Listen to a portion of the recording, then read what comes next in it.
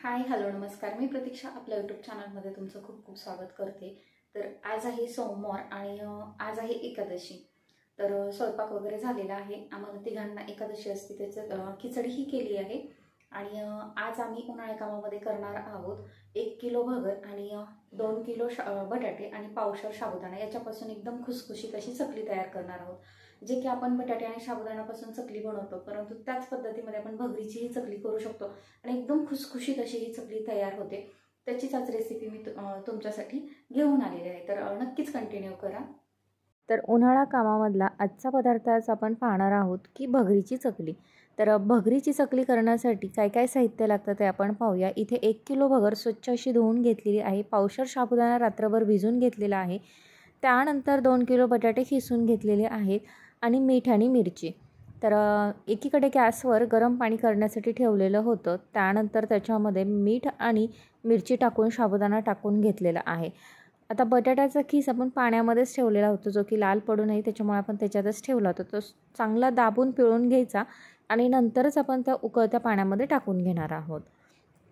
तर हे सगळं टाकल्यानंतर आपण त्याच्यामध्येच भगर टाकणार आहोत। असं काही नसतं की सगळं सोबत टाकलं तरी जमतं। आणि ते सगळं असं छान असं हलवून घेणार आहोत, जे की खाली आपण लागणार नाही याची काळजी घेऊनच ते व्यवस्थित असं हलवून घेणार आहेत। तर करायला ही एकदम सोपी अशी ही चकली आहे। जास्त काही अट्टहास न करता ही चकली तयार होते। तर भगर टाकल्यानंतर आपण कंटिन्यू असं उकळी येईपर्यंत हलवणार आहोत। तर येथे बऱ्यापैकी आपलं सगळं साहित्य उकळायला लागले, भगरही शिजायला लागली। त्यावेळेस असा घट्टपणा यायला लागतो, परंतु हे दिसताना बेटर पातळ दिसतं आणि थंड झाल्यानंतरच चकली एकदम छान अशी घालता येते। जर गरम असताना आपण चकली भगरीची घातली तर ती तुटते। त्याच्यामुळे हे चांगलं असं शिजवून घेऊन आपण ते पूर्णपणे थंड करून घेणार आहोत आणि मग नंतरच आपण त्याच्या चकल्या घालणार आहोत। तर त्यानंतर आम्ही सगळंच काम आवरून घेतलं आणि नंतरच चकली घालण्यासाठी वरती आलो होतो। तर एकदम थंड पिठाच्या अशा पद्धतीमध्ये छान अशा चकल्या होतात। पूर्णपणे बेटर थंड होऊन द्यायचं। त्यानंतर आम्ही सगळं ते बेटर थंड होऊन दिलं आणि नंतरच वरती आलो। तर एकदम थंड झाल्यानंतरच त्याच्या चकल्या येतात, म्हणजे स्पेसिफिक असा आकार येत नाहीत, पण एकदम छान अशा ह्या चकल्या खुसखुशीत तयार होतात। तर ह्या दिसताना असा चकला दिसतात, परंतु अजिबात तुटत नाहीत। ते एकमेकांना चिटकून बसतात आणि पांढऱ्या शुभ्र अशा आपल्या ह्या चकल्या तयार होतात।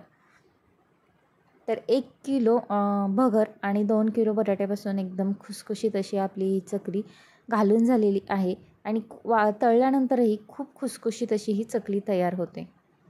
मला आवडलेलं सुंदर असं वाक्य, एक दगड कुत्र्याला मारा तो लगेच पळून जाईल, पण तोच दगड उचला व मधमाशीच्या पोळ्याला मारा, त्या सर्व मिळून तुमच्यावर हल्ला करतील व तुम्हाला पळून जाण्यास भाग पाडतील। दगड तोच, मारणारा पण तोच, पण फरक आहे तो फक्त एकटे असण्याचा व संघटित असण्याचा। खूप फरक आहे व एकीने राहा, यश हे बरोबर आपल्या मागे येईल। तर तुम्हाला ही छोटीशी रांगोळी आणि आजचा व्हिडिओ कसा वाटला ते नक्की कमेंट करून सांगा। असेच नवनवीन व्हिडिओ पाहण्यासाठी आपल्या चॅनलला लाईक आणि सबस्क्राईब करायला विसरू नका। धन्यवाद। तर आपल्या इथे चकल्या बघू शकतात, छान अशा तयार झाल्यात। आकार मात्र येत नाही या चकल्याला, कारण आकार द्यायला गेलो की चकली तुटते। जसं आहे तसं पिळलं तरी खूप छान अशा आपल्या ह्या चकल्या तयार होतात।